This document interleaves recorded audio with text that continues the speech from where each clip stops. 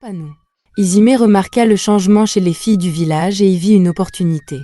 Elle commença à organiser des rencontres entre les filles et les hommes, prenant une part des cadeaux et de l'argent que les filles recevaient. Izime leur disait « Je m'occupe de tout, vous n'avez qu'à être gentille avec les hommes ». Les filles lui faisaient confiance et suivaient ses instructions. Elles aimaient l'attention et les cadeaux qu'elles recevaient des hommes. Elles se sentaient spéciales et appréciaient les nouvelles choses qu'elles pouvaient acheter avec l'argent. Elles commencèrent à oublier les traditions importantes du village, comme rester pures et se respecter elles-mêmes.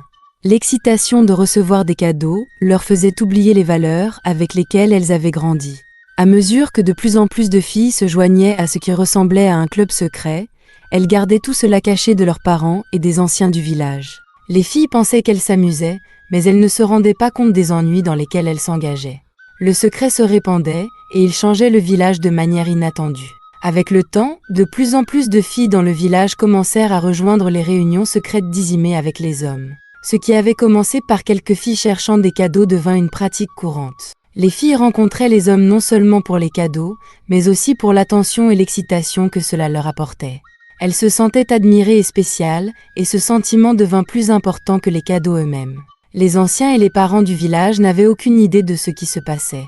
Ils continuaient leur vie quotidienne, croyant que les traditions du village étaient toujours respectées.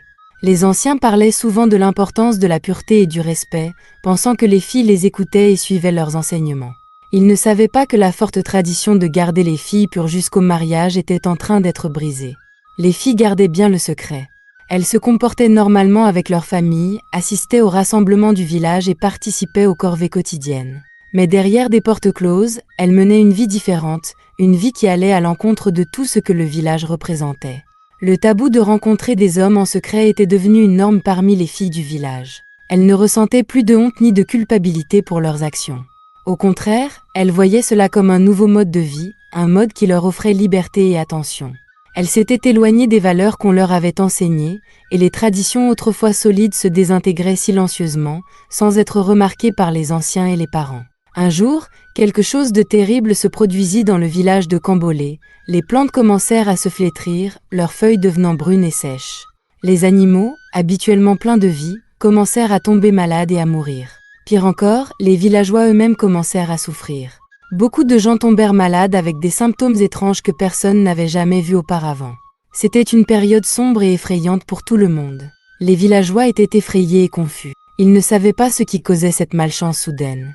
Ils avaient toujours suivi leurs traditions et respecté les dieux, du moins le pensaient-ils. Désespérés de trouver des réponses, ils décidèrent de consulter l'oracle Abalé, connu pour sa sagesse et sa connexion avec le monde spirituel. Les villageois se rassemblèrent chez Abalé, leurs visages empreints d'inquiétude. Les anciens prirent la parole en premier, expliquant la situation et demandant à Abalé ce qu'il pouvait faire pour arrêter la malédiction. Abalé écouta attentivement, les yeux fermés comme s'il était plongé dans une réflexion profonde. Après un long silence, il prit enfin la parole. « Les dieux sont en colère », dit Abalé d'une voix solennelle. « Ils sont mécontents du village, car les traditions ont été brisées. La pureté, autrefois si précieuse, a été perdue. Pour apaiser les dieux, un grand sacrifice doit être fait. 2 jeunes vierges doivent porter le sacrifice jusqu'à l'autel sacré. » Les villageois poussèrent des cris de surprise. L'idée d'un sacrifice était sérieuse, mais encore plus celle de mentionner des vierges. Les anciens du village, qui avaient toujours cru que toutes les jeunes filles étaient pures, étaient inquiets. Ils avaient confiance que leurs traditions avaient été respectées, mais maintenant, ils n'en étaient plus si sûrs. Abalé continua, « Le sacrifice doit être fait dans les 2 jours, sinon la malédiction deviendra plus forte et d'autres souffrances s'abattront sur le village. » Les villageois quittèrent la maison d'Abalé, le cœur lourd d'inquiétude. Ils savaient qu'ils devaient agir rapidement pour trouver 2 jeunes vierges pour le sacrifice.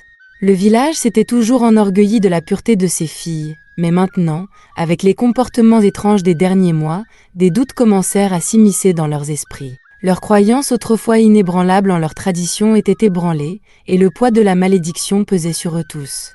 C'est ainsi que, le lendemain matin, le crieur du village parcourut le village en sonnant sa cloche et en criant « Que toutes les jeunes filles se rendent au palais ! Que toutes les jeunes filles se rendent au palais !» Sa voix résonnait dans les rues et bientôt chaque famille entendit l'appel. Les villageois savaient que cela concernait l'important sacrifice dont avait parlé Abalé.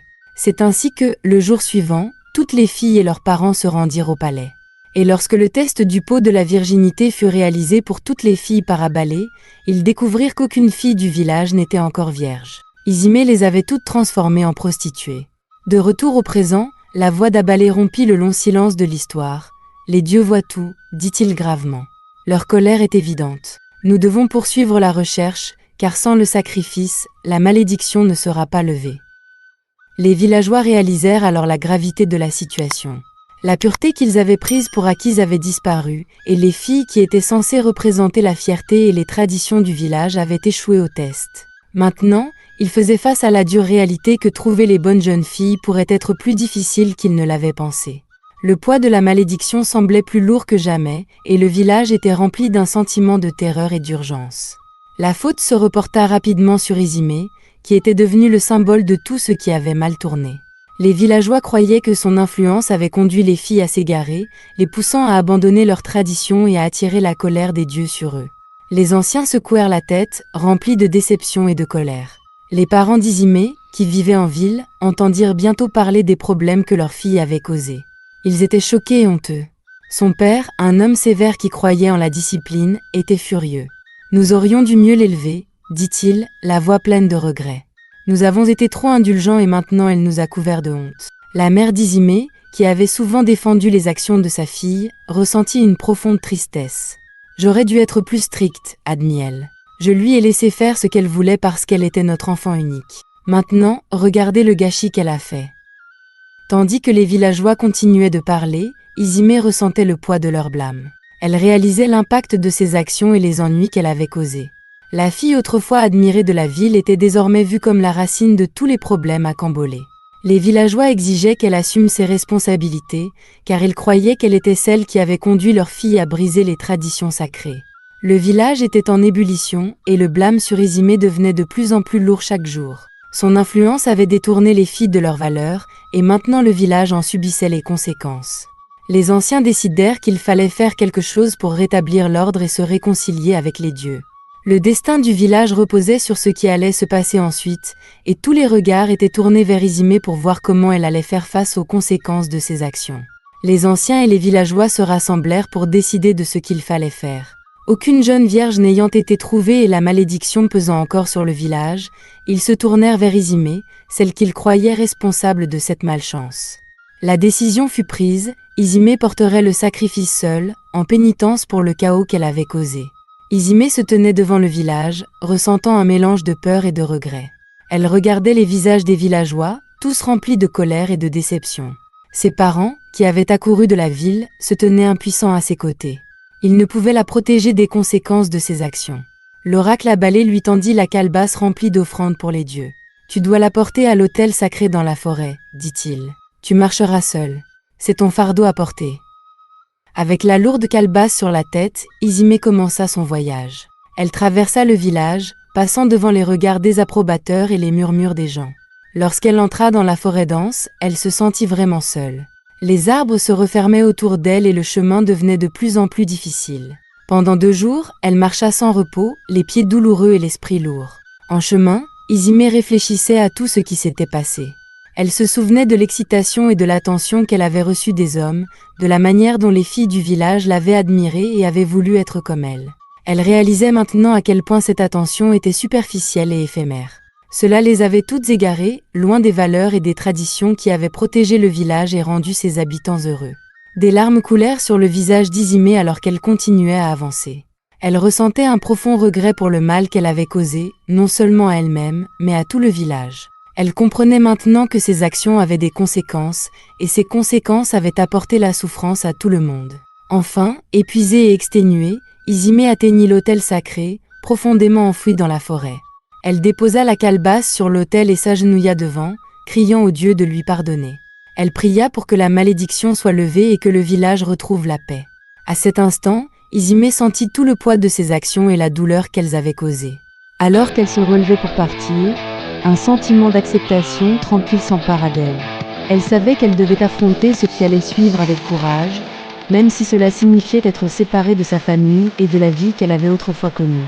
Le voyage d'Isimée n'était pas seulement physique, c'était un voyage de réalisation et de repentance, et elle espérait que, d'une manière ou d'une autre, le village pourrait guérir des blessures causées par ses actions. Après avoir terminé son voyage, Izime revint au village. Alors qu'elle traversait la forêt et retournait à Cambolé, elle remarqua un changement dans l'air. Les villageois se rassemblèrent, l'observant avec un mélange de soulagement et de colère persistante. Les plantes qui s'étaient flétries commencèrent à montrer des signes de vie, et les animaux malades commencèrent à se rétablir. La malédiction avait été levée, mais les conséquences pour Izime étaient loin d'être terminées. Les anciens se tenaient devant le village et Abale prit la parole. Les dieux ont accepté le sacrifice, annonça Tsu. La malédiction est levée, mais Izime doit affronter les conséquences de ses actions. Elle ne sera pas autorisée à quitter le village pendant 12 ans. Pendant ce temps, elle sera responsable de porter tous les sacrifices aux dieux. Les villageois murmurèrent leur accord. Ils étaient soulagés que la malédiction ait pris fin, mais ressentaient encore du ressentiment envers Izime. Dans le cadre de sa punition, Izime fut assignée à une petite hutte près du sanctuaire, isolée du reste du village. Les villageois l'évitaient, et elle était traitée comme une paria. Izime passait ses journées à remplir ses devoirs, portant les sacrifices et entretenant le sanctuaire. Elle vivait dans la solitude, réfléchissant aux choix qu'elle avait faits et aux vies qu'elle avait affectées. La jeune fille autrefois joyeuse et pleine de vie, venue de la ville, n'était plus qu'une ombre d'elle-même, accablée par le poids de ses actions passées. Le village, quant à lui, travaillait à restaurer ses traditions. Ils renforcèrent l'importance de la pureté et du respect pour leurs valeurs culturelles afin de protéger leur mode de vie. Les anciens décidèrent que personne de la ville ne serait plus autorisé à entrer à Cambolé. Ils voulaient s'assurer que les erreurs du passé ne se répéteraient pas. L'histoire d'Izime devint un conte moral pour les enfants de Cambolé. Les parents leur racontaient l'histoire de la fille venue de la ville qui avait apporté des ennuis à leur village. Ils parlaient de l'importance de respecter les traditions et de faire de bons choix. La vie d'Izime servait de rappel des conséquences de s'éloigner du chemin du respect et de l'honneur. Pendant 12 longues années, Izime resta dans le village, isolée et seule. Elle vivait avec le regret de ses actions et la conscience qu'elle avait apporté la honte sur elle-même et sur sa famille. Sa punition n'était pas seulement physique, mais aussi un profond voyage émotionnel et spirituel. Elle apprit que la vraie beauté et la vraie valeur viennent de l'intérieur, et que respecter sa culture et ses traditions est vital. Avec le temps, le village guérit lentement, mais le souvenir de ce qui s'était passé resta avec eux. L'histoire d'Izime fut transmise de génération en génération, comme une leçon d'humilité, de respect et de l'importance de faire des choix judicieux. C'était une fin triste pour Izime, mais aussi une leçon apprise pour le village de Cambolé, leur rappelant la force et la valeur de leur héritage culturel. J'espère que vous avez aimé l'histoire. Si c'est le cas, mettez un j'aime à la vidéo, commentez ce que vous avez appris de ce conte, et n'oubliez pas de vous abonner à la chaîne pour d'autres histoires enchanteresses comme celle-ci. Merci.